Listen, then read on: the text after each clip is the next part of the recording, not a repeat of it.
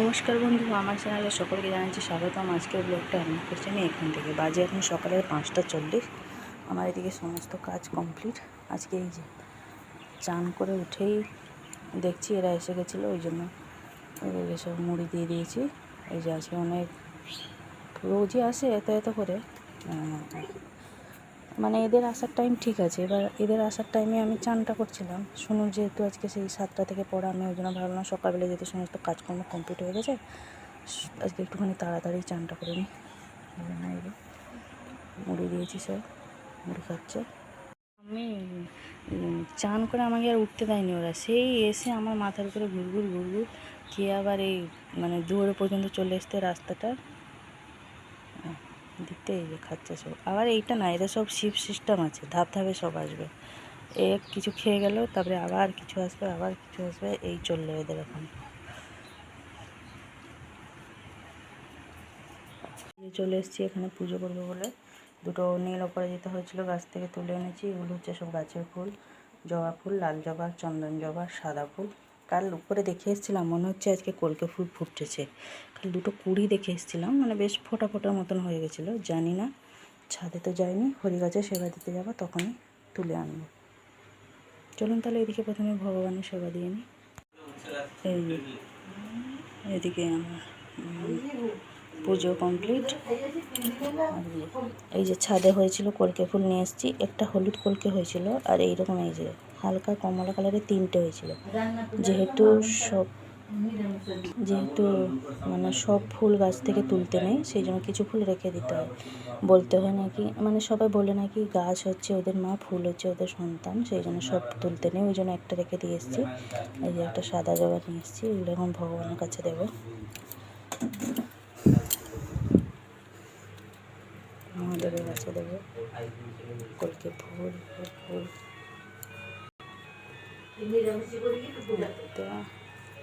এটা দেবো একটা কৃষ্ণ ভগবানের কাছে, সাদা জলটা দেবো বাবা লোকনাথ বাবার কাছে। পুরো 6টা বেজে গেল, ঘড়িতে অ্যালার্ম দিয়েছে। এবার যাই সোনুকে ডেকে তুলে দিই। 6:15। আমি সব কাপড় চোপড়গুলো কালকে সব কেচেছিলাম না, সব সিঁড়িতে মেলা ছিল, তাকে নিয়ে সব চলে এসেছি।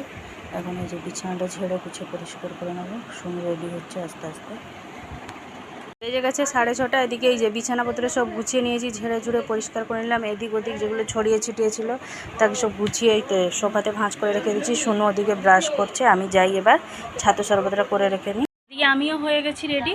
চুলটা ভিজে আছে, ওই জন্য এভাবেই রেখেছি। কী করবো, এখন আর চুল শুকনো করতে সময় নেই। আর ড্রায়ারে শুকনো করলে সে বড্ড গরম গরম লাগে, থাকি পাখার হাওয়াতেই শুকনো হয়ে যাবে।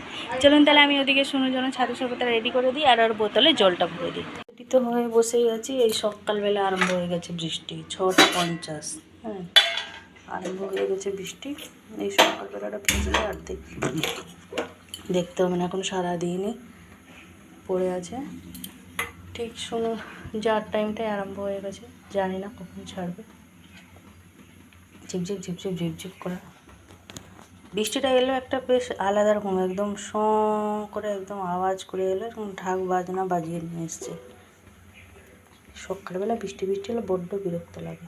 চাটা দিয়ে গরম করে নিচ্ছি। বাবার মুড়ি খাওয়া হয়ে গেছে সকালে। বাবা তো এমনি শুকনো মুড়ি খায় বাটিতে, হয়ে গেছে মুড়ি খাওয়া। সবার চা খাওয়া কমপ্লিট, এখন বাবাকে চা দিয়ে দেবো। সোনুকে ওদিকে ছাতু শরবত করে দিয়েছি। এবারে রেডি হয়ে বসে থাকলে আমার বড্ড বিরক্ত লাগে, সে যে কোনো জায়গায় হোক না কেন। লাইটটা জ্বালাই, পুরো অন্ধকার, সে কোথায় যাওয়া হোক, যাই হোক, এই রেডি হয়ে বসে থাকতে আমার খুব বিরক্ত লাগে। এই বৃষ্টিতেও সকালবেলা ভিজতে কেমন কেমন লাগছে। সে সোনুও ভিজবে, আমিও ভিজবো।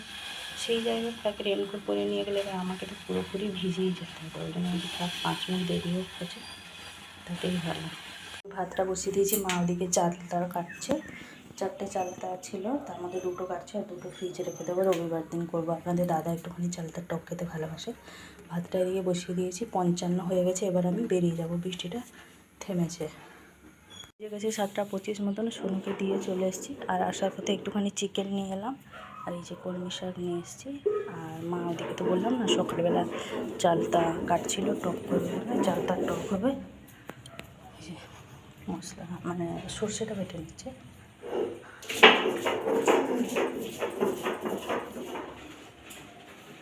সর্ষেটা বাটা হচ্ছে, আর এদিকে এই যে ভাতটাটা বসিয়ে দিয়ে গেছিলাম, অন্যদিকে মা দিয়ে চালটাটা একটুখানি সেদ্ধ করে নিচ্ছে। আর আমি তো আসার সময় চিকেন নিয়ে চলে এসেছি। চলুন এদিকে চিকেনটা ধুয়ে বেছে পরিষ্কার করে নিই, আর শাকটাও বেছে নিই। মা চিকেনের জন্য আলুটা এক পাশে ভেজে নিয়েছে, অন্যদিকে যে পেঁয়াজ ভেজে নিচ্ছে। আর চিকেনটাকে প্রথমে মা ভেজে নিয়েছে ভালো করে লবণ হলুদ দিয়ে। এদিকে আমি এই যে মশলাটা বেটে দিলাম, আদা রসুন পেঁয়াজ সব একসাথে পেস্ট করে দিয়েছি। আর এই যে আলুটা ভাজা হয়ে গেছে, মনে হচ্ছে এখন টকটা সাঁতলাবে না, ওই জন্য এই যে সব ফোড়নগুলো বের করছে এদিকে আস্তে আস্তে।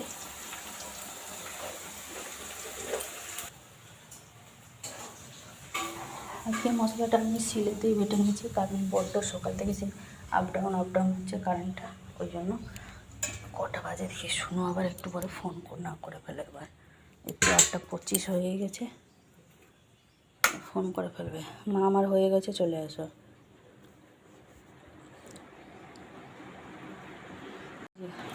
সব আদা রসুনগুলো ছাড়াছুড়ি করেছিলাম, এখানে সব পড়ে আছে। এদিকে জলগুলো ভর্তি করে নিয়েছি, টুকিটাকি কাপড় জামাগুলো আছে কাঁচা, কিনতে নিয়ে আসি। তারপরে কী করবো, সকালবেলায় সে উঠেছি আজকে প্রায় 4:30ও বাজেনি, তখন থেকে উঠেছি, তখন থেকে হাত পা ধীর নেই।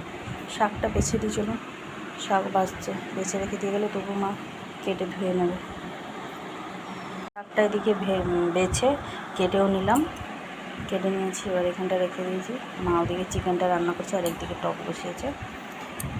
ভাবলাম বেছে কেটে দিয়ে যাই, তবু মা এদিকে রান্নাটা হয়ে যায় আর কি। এবার আমিও রেডি হয়ে নিই, যেহেতু 37 মতন হয়ে গেছে, 45-এ ছুটি, রেডি হয়ে যেতে 45 হয়ে যাবে। নিয়ে চলে এসেছি শুনুকে, শুনু চলে গেছে। আমি যাই হোক একটুখানি আমাদের ঘর থেকে এগিয়েছি কিনা শুনু ফোন করেছে, এই যে না হয়ে গেছিলো আর কি। 9টা বাজতে 10 মিনিট বাকি, চলে এসেছি বাড়ি।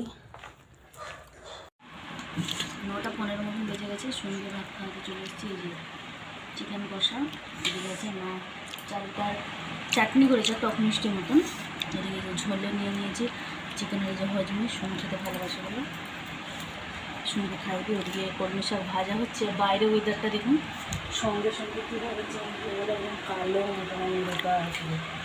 ঢাললে ভালোভাবেই ঢালবে, জানি না স্কুল যাওয়ার টাইমটা কী করবে, তাড়াতাড়ি স্কুল চলে গেলে ভালো হবে না মা?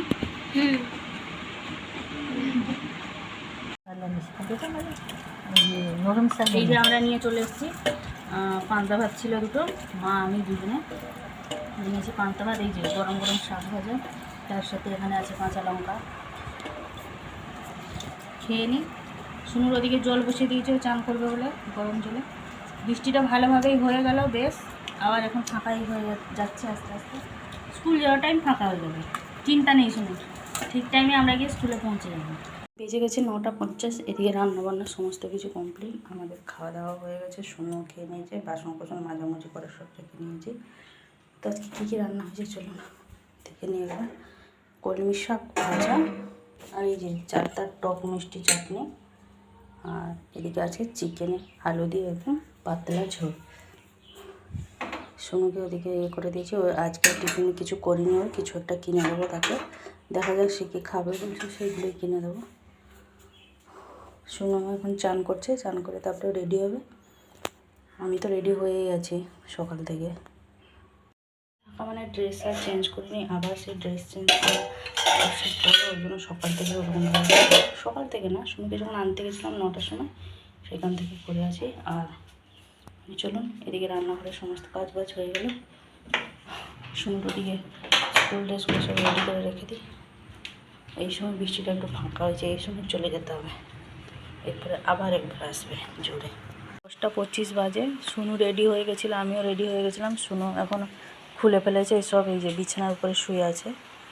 এখন এই টোস্টটা জ্বালিয়ে, ঘর পুরো অন্ধকার, কারেন্ট নেই, তখন থেকেই সমানে মানে এত জোরে বৃষ্টি তো বৃষ্টি ছাড়ুন, মানে বজ্রাঘাতগুলো এত জোরে জোরে পড়ছিল, সবাই ভয় পেয়ে গেছিলাম। আমার মা আমি শুনু সব এক জায়গায় জড়ো হয়ে গেছিলাম।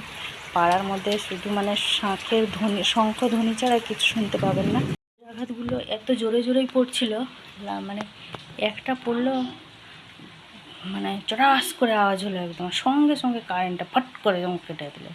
বললো সমানেই তখন থেকে মানে বজ্রাঘাত পড়ে যাচ্ছে, তো জোরে জোরে পড়ছে, প্রচণ্ড পরিমাণে ভয় লাগছে। ওই জন্য আর শুনিকে আমি আর পাঠাবো না।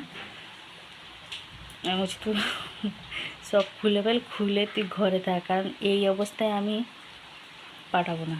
আমি বা নিজে বা যাবো, এই অবস্থায় পাঠিয়ে দেবো, কোথায় আবার ওরকম বজ্রাঘাত হবে, কী হবে, সেই মনটা আমার সেখানে স্কুলের কাজটাই করে থাকবে। ওই জন্য আমি যে থাকবো, দরকার নেই, না পাঠানোই ভালো, বাড়িতেই থাক। এসছে আমার কাছে জামা ফামা সব পুরো রেডি হয়ে গেছিলো সোনু, তাই তো? সোনু রেডি হয়ে গেছিলো, আমি তো রেডি ছিলাম, এই যে দুজনে আবার আনরেডি হয়ে গেছি বাড়িতে। বেজে গেছে এখন দুপুরে 3টে, খাওয়া দাওয়া সমস্ত কিছু কমপ্লিট। বাবা জাস্ট একটু আগেই এলো, বাবাই চান করছে, তরকারিটা একটুখানি গরম করে নিয়েছি, বাবাকে ভাত বের করে রেখে বাকি তরকারিগুলো সব ফ্রিজে রেখে দেবো, বাসন কোসন মাঝামাঝি করে রেখে নেবো। শুনো এখন কি কাটাকুটি সব আরম্ভ করেছে ঘরের ভিতরে। ও বাড়িতে থাকলে ওর আর্ট অ্যান্ড ক্রাফট চলতেই থাকে সারাদিন, সে আর বন্ধ হওয়ার নয়।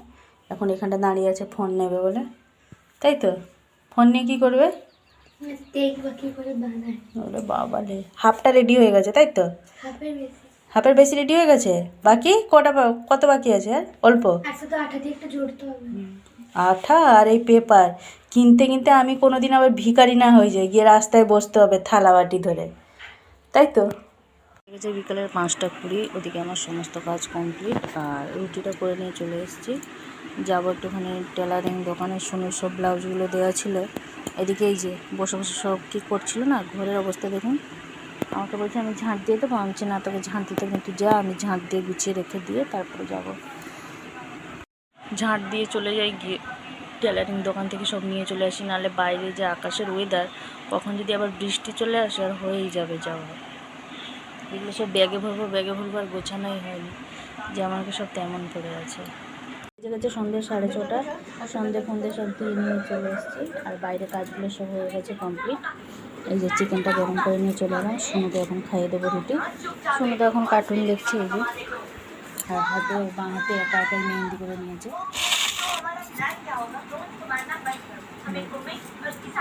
ডান হাতটা এখনও বাকি আছে, খাওয়া দাওয়ার পরে বাম হাত হবে। তো আজকে আর ভিডিওটা বেশি বড় করছি না, আজকে আমার ব্লগটা এই পর্যন্ত।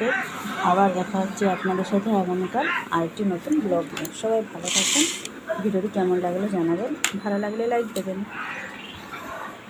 টাটা।